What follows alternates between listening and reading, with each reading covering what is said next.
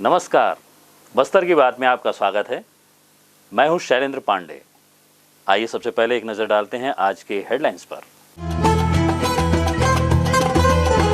Corona से पहले और कोरोना के बाद भी आर्थिक संकट झेल रहे छोटे गरीब कारोबारियों की व्यवस्था सुनने वाला कोई नहीं। गुमटी की मांग करते करते थक चुके हैं ये लोग। इंद्रावती बचाओ अभियान के सदस्यों ने डीआरजी के जवानों के सहयोग से दलपत सागर तट पर रोपे कई पौधे। पूर्व में लगाए गए पौधों का भी लिया जायजा। सड़क किनारे झाड़ियों में फेंके गए पीपीई किट और ग्लव्स से आसपास फैली दहशत। कोरोना काल में लापरवाही का बड़ा उदाहरण सामने आया। खेल दिवस के अवसर पर मेजर ध्यानचंद की याद में कई प्रतियोगिताएं आयोजित। जवान बुजुर्ग सहित सभी ने खेलों में लिया हिस्सा। अब खबरें विस्तार से। डिमरापाल मेडिकल कॉलेज में बीती रात कोरोना से एक वरिष्ठ कांग्रेसी नेता की मौत हो गई है। कांग्रेसी नेता का नाम प्रभाकर नायडू है, जो पिछले दिनों कोरोना संक्रमित हुए थे और उन्हें अस्पताल में भर्ती कराया गया था। वरिष्ठ कांग्रेस नेता प्रभाकर नायडू कांग्रेस पार्टी में कई छोटे बड़े दायित्वों का निर्वहन कर चुके हैं। प्रभाकर नायडू जिला कांग्रेस में उपाध्यक्ष की जिम्मेदारी भी संभाल चुके हैं। इस मौत के साथ मेडिकल कॉलेज में अब तक कुल 7 कोरोना संक्रमित मरीज की इलाज के दौरान मौत हो चुकी है। स्थानीय संजय मार्केट रोड के किनारे खुले आसमान के नीचे बैठकर अपना व्यवसाय चलाने वाले छोटे कारोबारी इन दिनों घुट घुट कर जी रहे हैं। जीवन चलाने लायक कोई उपाय नहीं होने के कारण जैसे तैसे ये लोग व्यवसाय तो कर रहे हैं, परंतु 80% नुकसान झेलकर आर्थिक कष्ट का सामना भी कर रहे हैं। इन गरीबों पर शासन, प्रशासन, निगम का ध्यान कभी नहीं गया। क्या है इनकी समस्याएं, हम आपको दिखाते हैं। ये बात 100% सच है कि गरीबों की सुनने वाला कोई नहीं होता है। कोरोना काल में हुए लॉकडाउन के बाद गरीबों की क्या स्थिति है, इसकी सुध लेने वाला भी कोई नहीं है। जी हाँ, लॉकडाउन का सबसे ज्यादा नुकसान भी इन्हें ही हुआ है। सरकार कहती है कोई गरीब भूखा न सोए, परंतु भूखे सोने वाले इन गरीबों को देखता ही कौन है।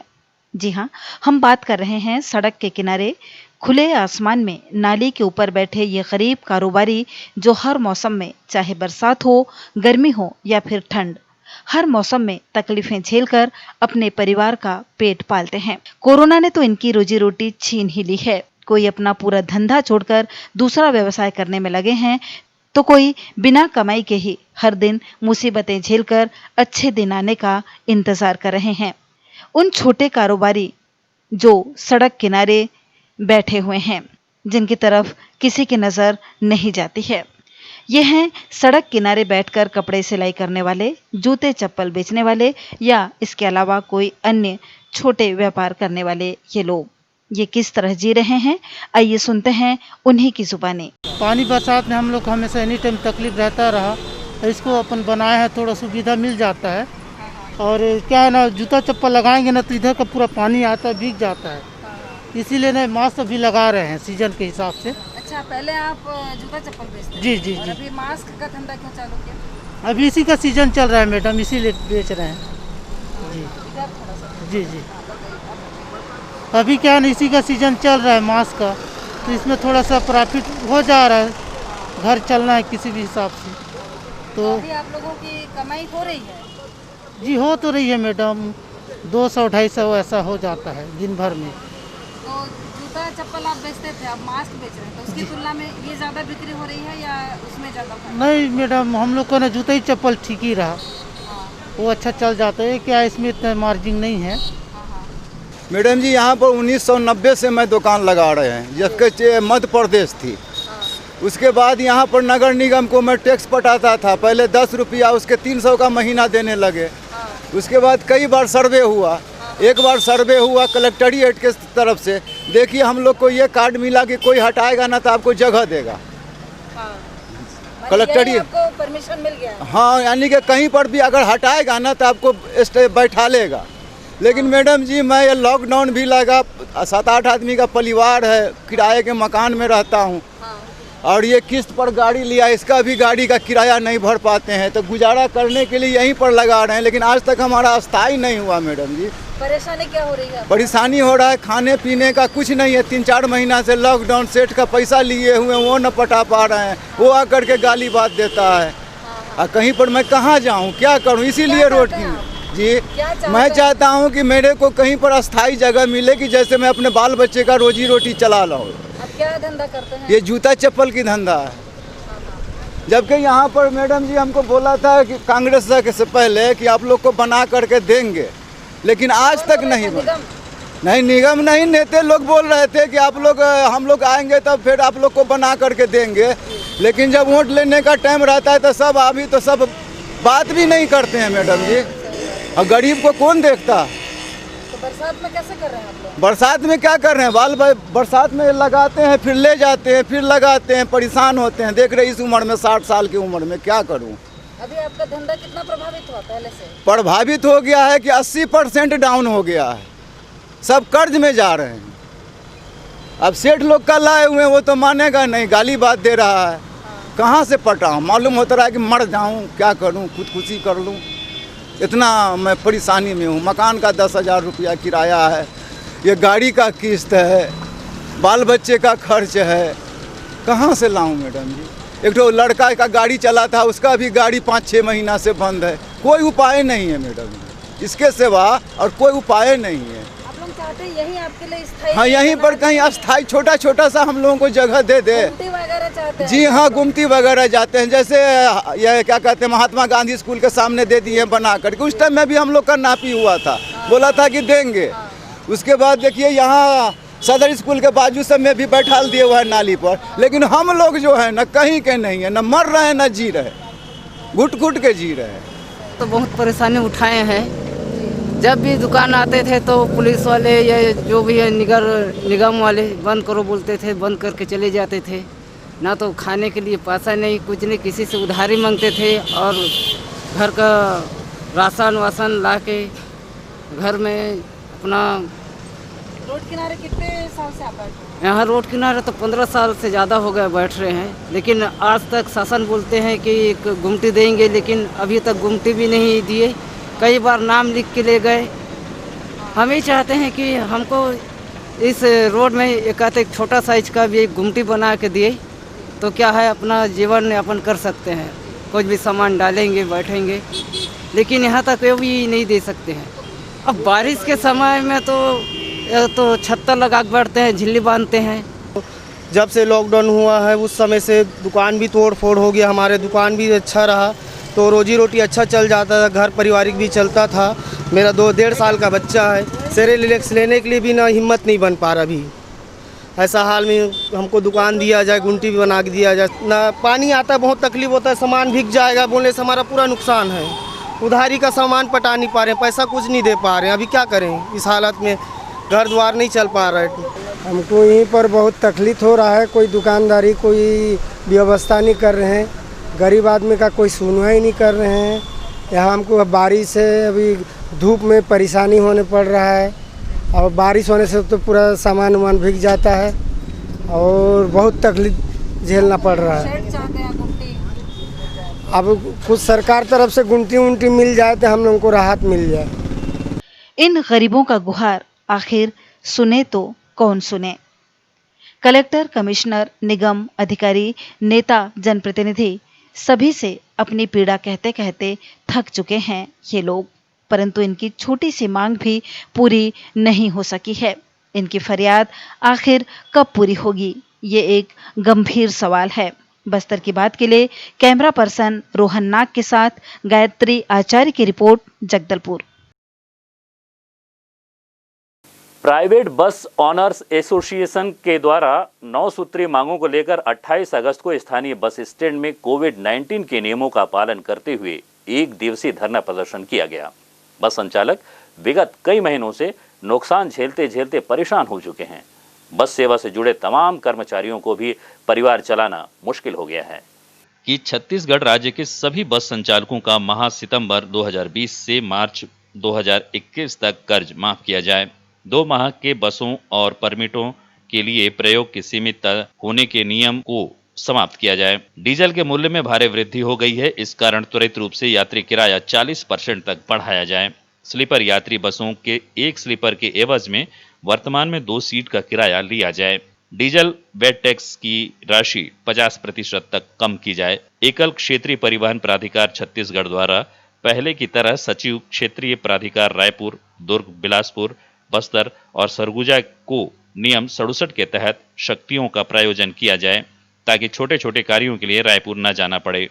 परमिट नवीनीकरण के पश्चात प्रति हस्ताक्षर न होने की स्थिति में परमिट वैध न होने के कारण न माना जाए। व्हील बेस के आधार पर बसों के पंजीयन के नियम को समाप्त कर वास्तविक सीट के आधार पर पंजीयन किया जाए। राज्य में संचालित सिटी बस सेवा को भारत सरकार की JNNURM के तहत सिटी के अंदर ही संचालित किया जाए। वर्तमान में सिटी बसों के परमिट को रद्द किया जाए। प्रदेश सरकार द्वारा अब तक किए गए कार्यों के प्रति नाराजगी व्यक्त करते हुए संस्था के सदस्य ने कहा, 21 तारीख से क्या है लॉकडाउन हुआ पूरे देश में, उसके बाद से ही बसों का संचालन पूरी तरह से छत्तीसगढ़ प्रदेश में भी बंद है और हम लोगों की भी सभी गाड़ियां बंद है। उसके कारण हमारा जो रोजी रोटी है सब पे संकट आ गया है।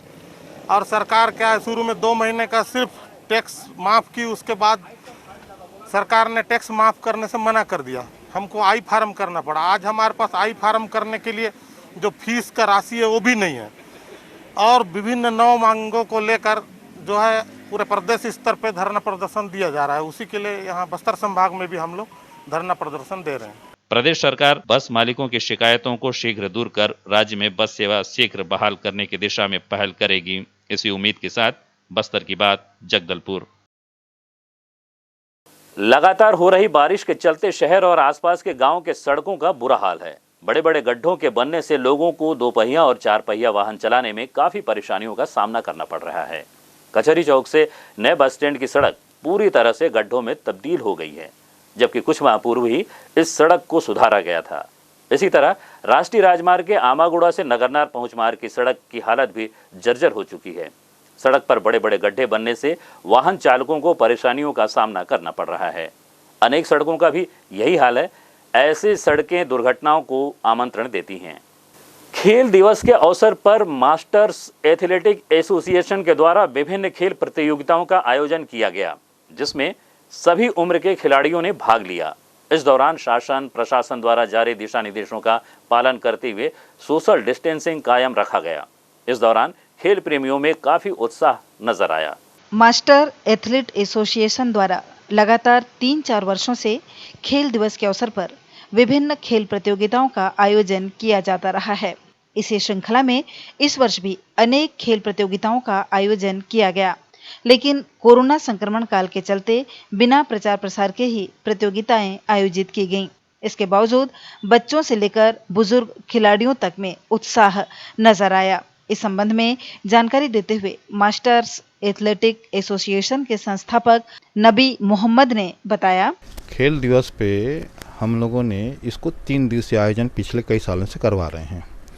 26, 27, 28 और 29 अगस्त को हम लोग आयोजन करवाए हैं, जिसका आज समापन 5 किलोमीटर दौड़, 5 किलोमीटर पैदल चाल एवं लंबी कूद, ट्रिपल जंप से आज का प्रतियोगिता का समापन करवाए।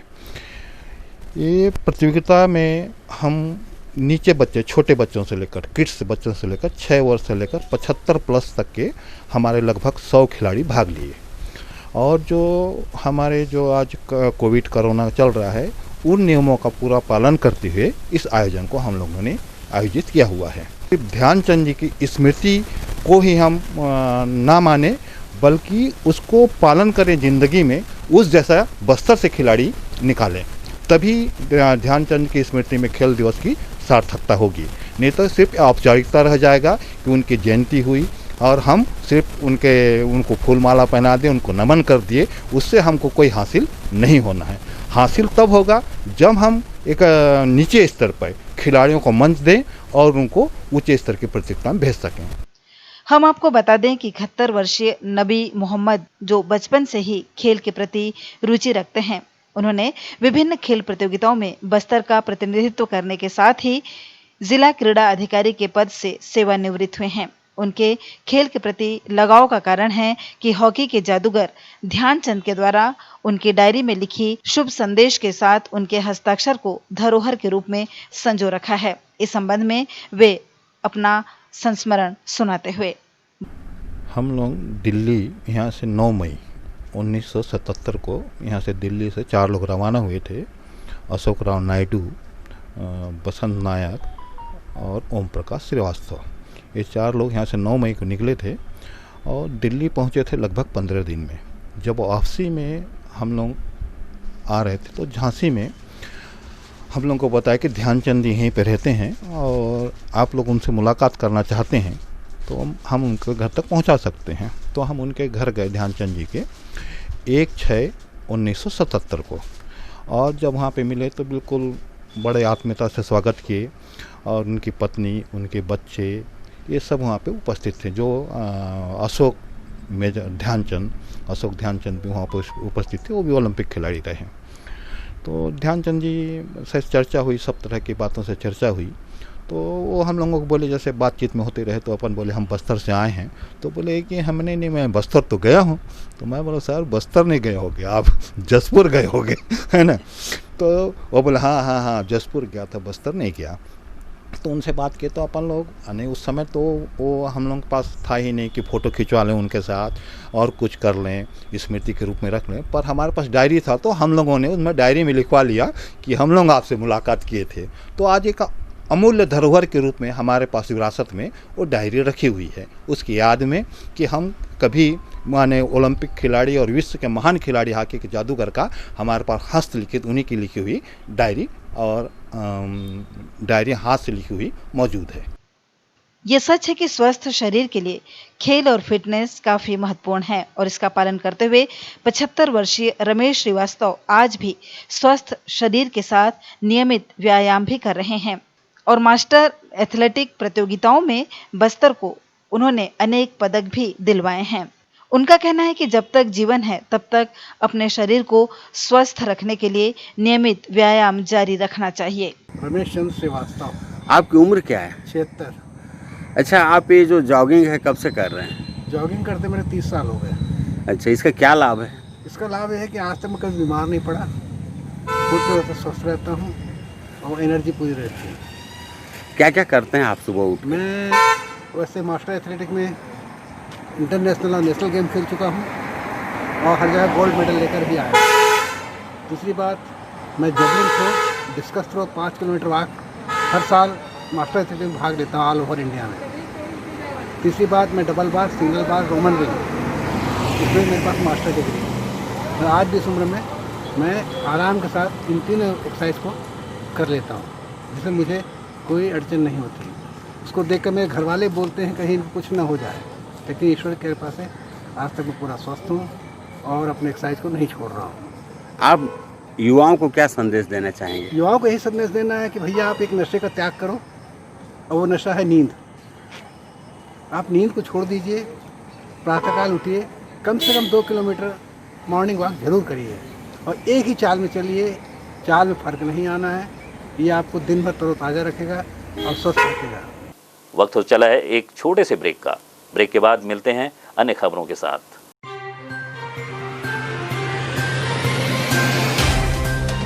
सफर जगतुगुड़ा से जगदलपुर का, नित नई करवट लेता शहर हमारा,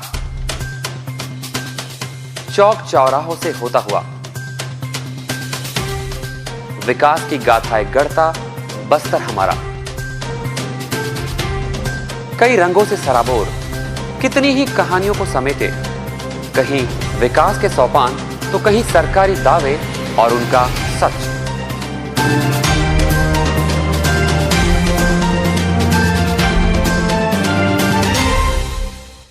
आतंक से दहलते जंगल, जमीन और जीवन, साहस और धैर्य से करवट लेती जिंदगी, राजनीति की चौसर के जाने अनजाने दांव, व्यवस्था की खूबी, कमी और खामी, खूबसूरत नजारे। अब होगी हर बात हमारे साथ, बस्तर की बात।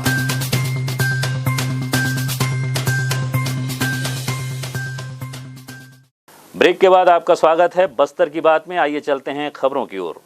आज शनिवार को शासकीय कन्या पॉलिटेक्निक जगदलपुर में संस्था के व्याख्याताओं द्वारा एनएसएस और association of engineering and polytechnic college teachers, gazetted officers of Chhattisgarh के संयुक्त तत्वाधान में सोशल डिस्टेंसिंग का पालन करते हुए वृक्षारोपण किया गया।